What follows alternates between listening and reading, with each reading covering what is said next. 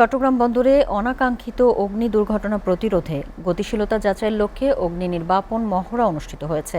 মহড়ায় খোলা আগুন থেকে রাসায়নিক বাহী একটি কন্টেইনারে অগ্নিকাণ্ডের অনুকল্পে ফায়ার ইউনিটগুলো দ্রুত পানি ও ফোম প্রয়োগের মাধ্যমে আগুন নিয়ন্ত্রণে আনে। চট্টগ্রাম থেকে নাজিম উদ্দিনের তোলা ছবিতে মৃন্ময় বিশ্বাসের প্রতিবেদন।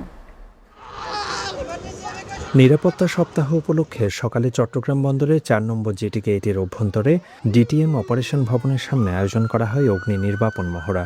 মহড়ার শুরুতে কাঠকয়লার আগুন নির্বাপনের চিত্র তুলে ধরা হয়। পরে কাঠকয়লার আগুন কন্টেইনারে ছড়িয়ে পড়লে কী পরিস্থিতি হতে পারে তা দেখানো হয়।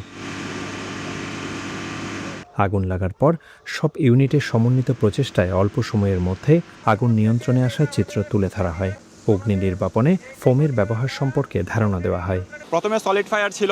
সলিড ফায়ার যেহেতু কাঠকয়লা হওয়ার কারণে আমরা সেখানে পানি ব্যবহার করি এবং পরবর্তীতে যখন লিকুইডের আগুন হয়, কন্টেনারের আগুন আমরা ধারণা করি একটা লিকুইড হওয়ার কারণে আমরা সেটা ফোম দিয়ে এক্সটিংগুইশ করার চেষ্টা করি।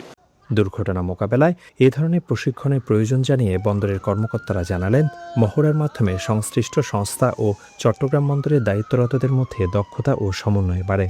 এতে জরুরি পরিস্থিতিতে দ্রুত কাজ করা সম্ভব হয়। বন্দরে অগ্নি নিরাপত্তা একটি মহড়া আমাদের সক্ষমতা এবং আমাদের যে আন্তঃবাহিনী যে কোঅর্ডিনেশন সমন্বয় ওগুলার একটা পারফেক্ট আমরা এক্সারসাইজ আমরা করলাম, যাতে আমরা বুঝতে পারি যে কোনো আপৎকালীন সময়ে আমরা কি প্রবলেম ফেস করব এবং ওই প্রবলেমগুলো যদি যথাসময়ে আইডেন্টিফাই করতে পারি, তাহলে আমরা আমাদের এটা সমাধান করে আমরা বন্দরকে আরও অধিকতর ভালো সেবা দিতে পারবো বলে আমরা আশা করি।